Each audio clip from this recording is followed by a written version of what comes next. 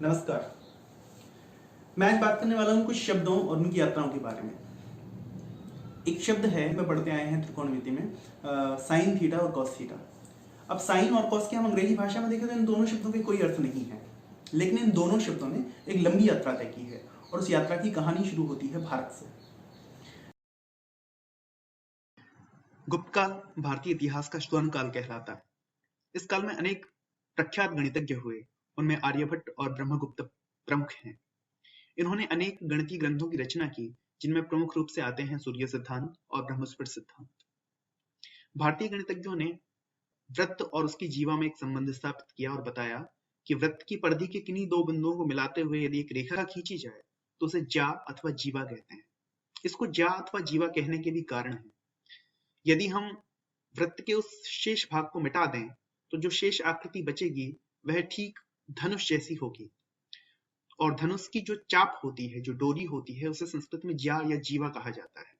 तो वह रेखा जो वृत्त की परिधि के दो बिंदुओं को मिलाती है वह भी उस चाप या डोरी जैसी होगी, इसलिए उसे ज्या अथवा जीवा कहा गया। भारतीय गणितज्ञों ने बताया कि यदि वृत्त की अर्धज्या द्वारा वृत्त के केंद्र पर एक कोण खींचा जाए तो उस कोण और उस अर्धज्या के मध्य एक संबंध है, और संबंध यह है कि यदि वृत्त की त्रिज्या 1 है और वह कोण x है तो उसकी अर्धज्या sin x होगी। उस समय अरब से बहुत सारे व्यापारी यहाँ पे आते थे और उनके साथ बहुत सारे ग्रंथ अरब पहुंचे, बहुत सारा ज्ञान भारत का अरब पहुंचा। तो अरब में जब उन्होंने जीवा शब्द का अरबी भाषा में अनुवाद किया तो उन्होंने इसे लिखा जीवा। लगभग 8वीं शताब्दी में एक गणितज्ञ हुए हैं अरब के, अल फारिची नाम से। उनकी पुस्तक है किताब अल जब्र व अल मुकाबला, the compendious book of calculation by completion and balancing. तो इस पुस्तक में उन्होंने इस ज्या के कॉन्सेप्ट को लिखा।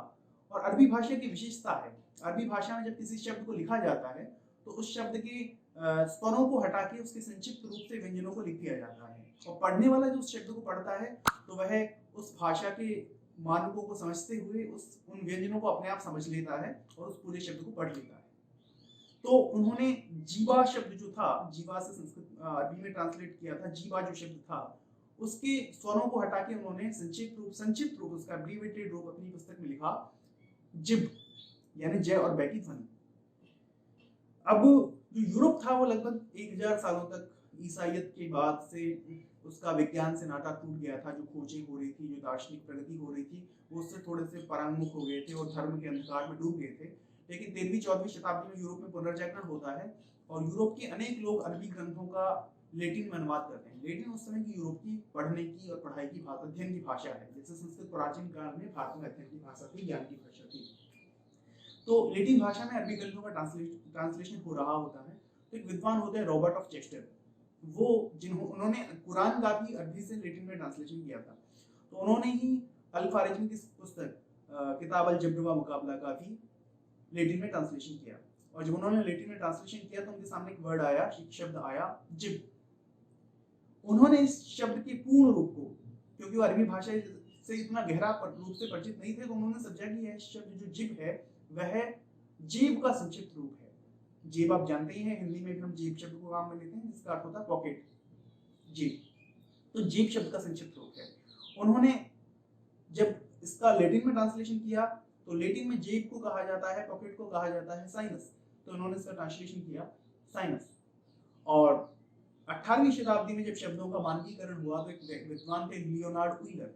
उन्होंने जब साइनस जो शब्द है उसको जब मानकीकृत किया तो उन्होंने साइनस को संक्षिप्त रूप में लिखा साइन।